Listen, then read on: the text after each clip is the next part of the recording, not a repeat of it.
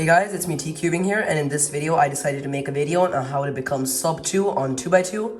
So I decided to make this video because I recently got a sub-2 average at Quick Cubing list, which is a 1.9 on average, and at home I average around 1.8 to 1.9. Sometimes I'm not really sub-2, but I still believe that I'm a little bit qualified to make this video, and yeah, I hope I can give you guys some tips on how to improve fast.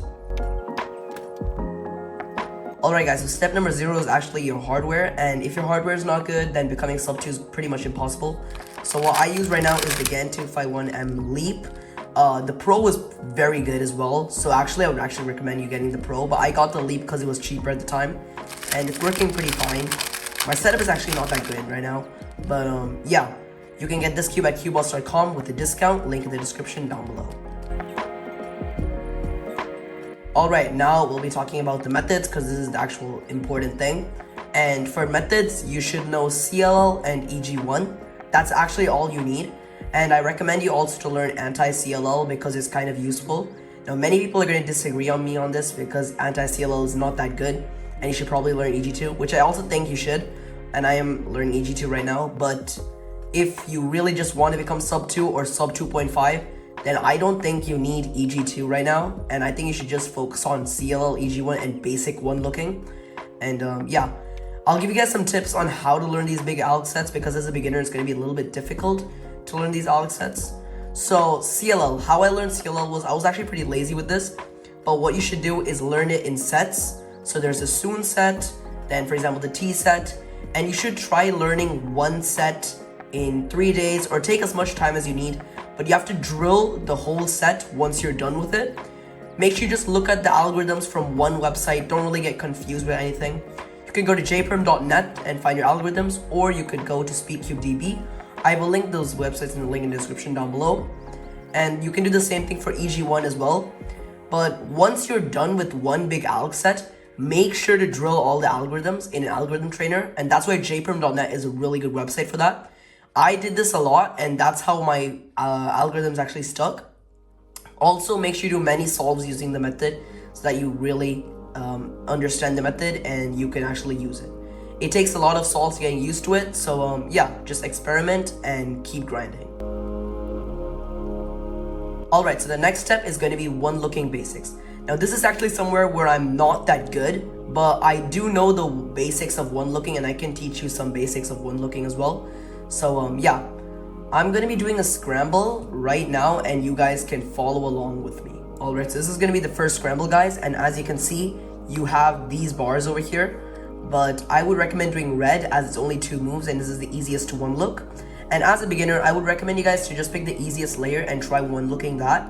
So you can do U prime, R prime, so this is going to be here and this is going to go down. And since these two will match and these two, I mean they're opposites, it'll be an EG2 layer. So that's the one thing you can deduce from this. Now, once you do U prime, you're going to be tracing the top pieces to determine your EG2 case.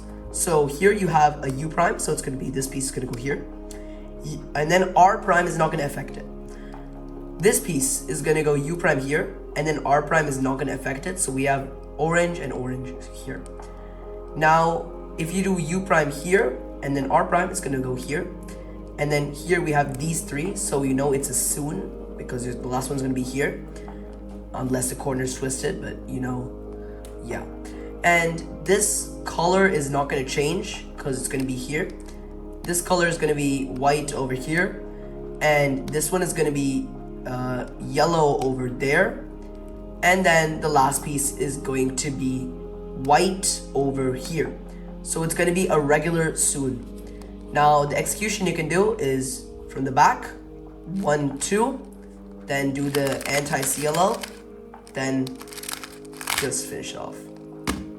Alright guys, so this is the next scramble, and as you can see, we have this orange block, aka yellow block, and we can just look at all the colors here, but I really like this yellow because we can do R, U prime, and then R2. So that's what I'm going to be doing. And as you can see, the tracing method again, we're going to be doing one by one. So we're going to be doing R, and this is going to go here.